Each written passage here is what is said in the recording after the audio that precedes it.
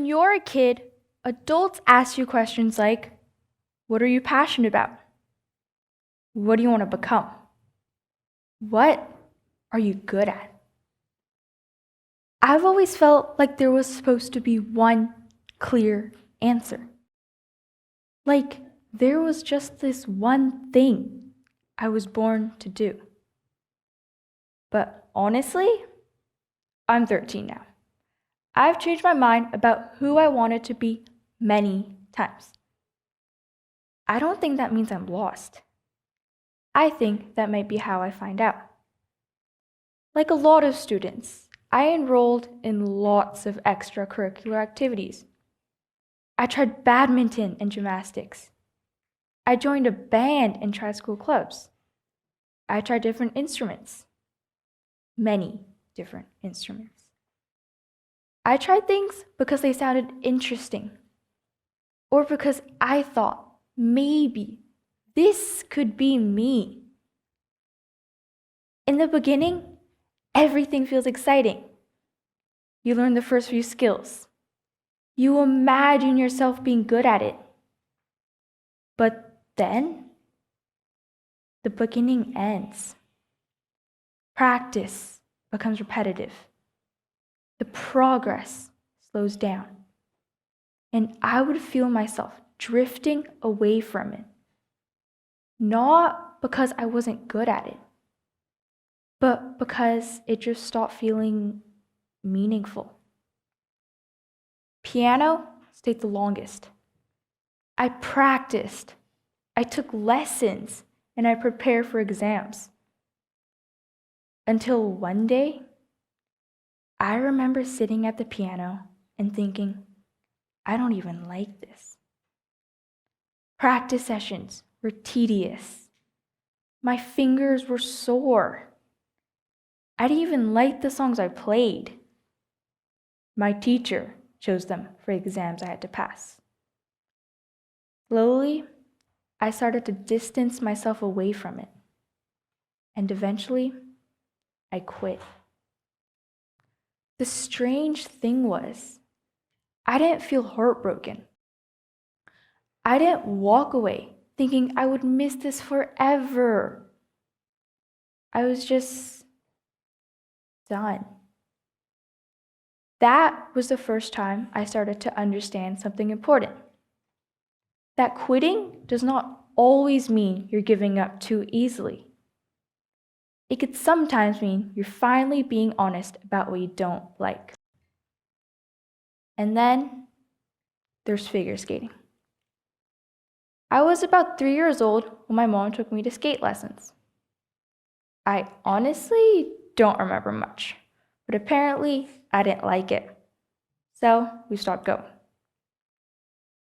Fast forward a few years later. I was 6. We were at the rink at the club when I was watching older girls skate. They looked like they were floating. I saw beautiful costumes and graceful jumps, and the way they became one with the music. I was so inspired. This time, no one had to convince me. I told my mom I wanted to skate. She was probably thinking, are you sure? 'Cause last time we tried this, you wanted to go home. But this time was different. Because this time, the decision came from me. At first, skating felt magical.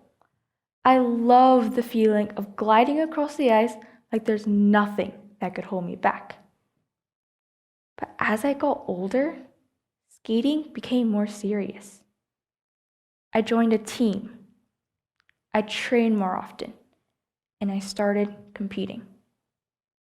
And slowly, the beautiful things that I once watched from the outside of the rink became something much harder on the inside. There were early morning and late night practices, sore feet, falls, lots of falls, bruises too. And there were jumps that can just disappear even after you've landed them before.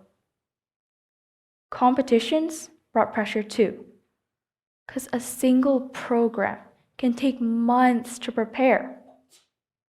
But since last year, I started focusing more on building on skills, working on my turns, strengthening my edges, and perfecting my jumps. Some days I left practice feeling proud. Some days I left practice feeling like nothing worked. And some days I cried. I told my mom I hated it and wanted to quit. The next day I was back again. That's when I started to understand the difference. Piano was hard. I left. Skating is difficult too, but something in me kept returning. So maybe the question isn't, is it hard? Because lots of things are. Maybe the better question is, after it becomes hard, does it still feel worth it? And for skating has always somehow been yes. Not because it was easy, not because I was good at it, but because somewhere underneath all that frustration, there was still love. I think lots of kids my age are still trying to figure out the difference of what looks impressive and what feels fulfilling. They are not the same thing. Some things you do well can feel empty. Some things that are difficult, frustrating, and even painful sometimes can be the thing you cannot walk away from.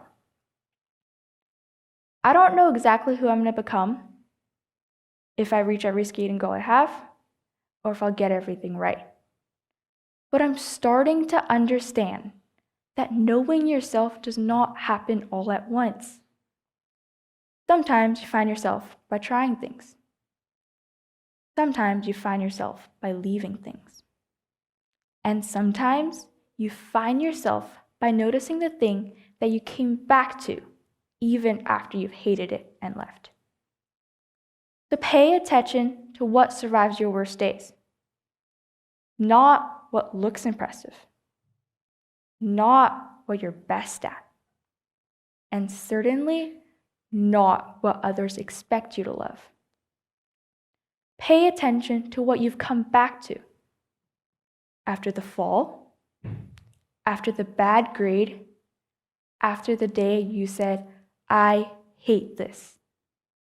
Because the thing that still feels worth it after that might mean more than just something you do. It might be something that's slowly becoming you. Thank you.